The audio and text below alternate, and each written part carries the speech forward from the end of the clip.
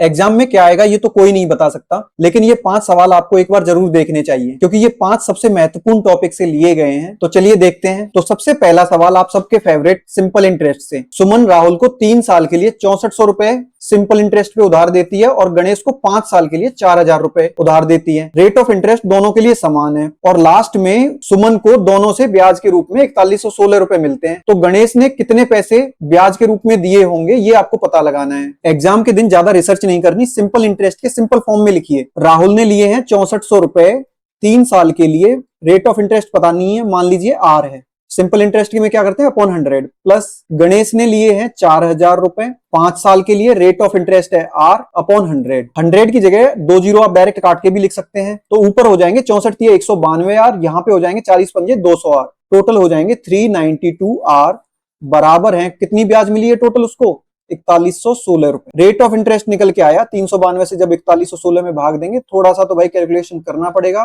10.5%। अब आपके पास rate of interest है, गणेश भैया ने 4000 रुपए उधार लिए हैं, 5 साल के लिए लिए हैं और रेट ऑफ इंटरेस्ट है 10.5%।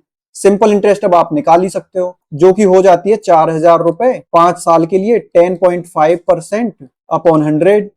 2 जीरो से 2 जीरो कट गई, 10.5 को 40 से मल्टीप्लाई करेंगे तो 420 पंजे 2100 रुपए, ये आंसर हो गया। बिना समय गवाए नेक्स्ट देखते हैं। जैसा कि आप एक्सपेक्ट कर रहे थे अगला सवाल कंपाउंड इंटरेस्ट से ही आएगा। 20% पर एनम से 2 साल के लिए कंपाउंड इंटरेस्ट और सिंपल इंटरेस्ट का डिफरेंस है 80 रुपए। आपको प्रिंसिपल यानी कि मूलधन बताना है। अगर आपको फॉर्मूला याद है तो फॉर्मूले से कर लो। फॉर्मूला होता है डिफरेंस बराबर मूलधन इंटू रेट ऑफ इंटरेस्ट का स्क्वायर अपॉन 10,000। लेकिन एग्जाम में आपको फॉर्मूला याद नहीं आ रहा है तो हमेशा सबसे बढ़िया तरीका होता है सिंपल इंटरेस्ट 2 साल के लिए क्या रहेगी भाई 20 और 20 40% 2 साल की। कंपाउंड इंटरेस्ट कितनी हो जाएगी 20 का सक्सेसिव भाई 40% तो रहेगी, दूसरी साल में 20% का 20% एक्स्ट्रा और मिलेगी तो ये हो जाएगी 44%। डिफरेंस कितना आया 4% का, 4% डिफरेंस कितने के बराबर है 80 रुपए के, 1% कितने के बराबर हो गया 20 रुपए के, 100% कितने के बराबर हो जाएगा 2000 रुपए के। बम बोले। चलिए नेक्स्ट देखते हैं। अगला सवाल हमने लिया है रेशियो एंड प्रोपोर्शन से। x रुपए की टोटल राशि है जिसे 3 लोगों के बीच में बांट दिया ए बी सी के, और बांटा भी ऐसे है कि ए और सी के बीच का रेशियो है 8:7 और बी और सी के बीच का रेशियो है 3:2। ए और बी के बीच का डिफरेंस भी बताया कि ए और बी के बीच का डिफरेंस है 240 रुपए। आपको टोटल पैसे बताने के कितने। हमेशा रेशियो के फॉर्म में लिखने के लिए पहले देखो ए और सी का रेशियो दिया है तो हम लिख सकते हैं A:C, फिर है बी और सी का तो इसको लिख लेंगे C:B या B:C, एक ही बात है। ए और सी का रेशियो है 8:7, बी और सी का अनुपात दिया है 3:2, तो सी और बी का क्या हो जाएगा उल्टा कर लेंगे 2:3। अब तीनों का रेशियो कैसे निकालते हैं, इसका पीछे वाले से बीच का और फिर इसका भी पीछे से मल्टीप्लाई करो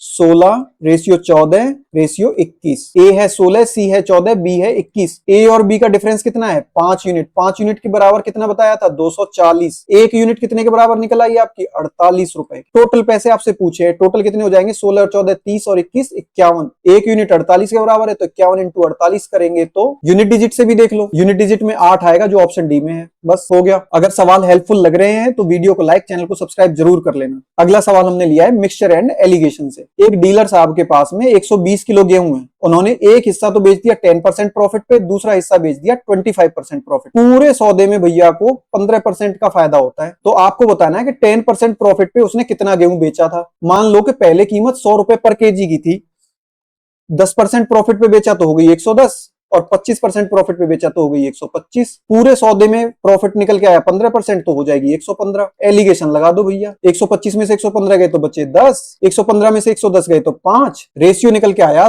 2:1। टोटल यूनिट हो गई 3 यूनिट की वैल्यू सवाल में कितनी है, टोटल कितने गेहूं थे 120 केजी। 1 केजी कितने के बराबर निकला 40 केजी के। आपसे पूछा है कि 10% प्रॉफिट पे कितना गेहूं बेचा था, तो 10% की सीधे में कितने रेशियो हैं 2 यूनिट। 1 यूनिट 40 के बराबर है तो 2 यूनिट हो गई भैया 80 केजी के। चलिए नेक्स्ट देखते हैं। अगला सवाल है सबसे भ्रमित करने वाले और आसान टाइम एंड वर्क से। यहां भ्रमित करने वाली चीज होती है 10 पुरुष या 15 महिलाएं, तो या का मतलब होता है बराबर हैं। 10 पुरुष 15 महिलाओं के बराबर काम करते हैं, तो या तो 10 पुरुष या 15 महिलाएं एक काम को 30 दिनों में पूरा कर देते हैं। फिर आपसे और लगा के पूछेगा यानी दोनों मिलके, तो 15 पुरुष और 27 महिलाएं उस कार्य को कितने दिन में पूरा करेंगे। सवाल की शर्त के हिसाब से 10 आदमी, एम लिख लूं आदमी को और लेडीज को लिख लेते हैं एफ, तो 15 एफ के बराबर काम करते हैं। 5-5 से भाग दे दें तो 2 आदमी बराबर काम कर देते हैं 3 महिलाओं के। अब आपको जो अगली शर्त है 15 पुरुष और 27 महिलाएं, या तो सबको पुरुष बनाओ या फिर सबको महिलाएं। तो 3 महिलाओं से 27 महिलाएं बनाना आसान है, तो मल्टीप्लाई 9 कर दो, तो 27 महिलाएं होंगी तो इधर भी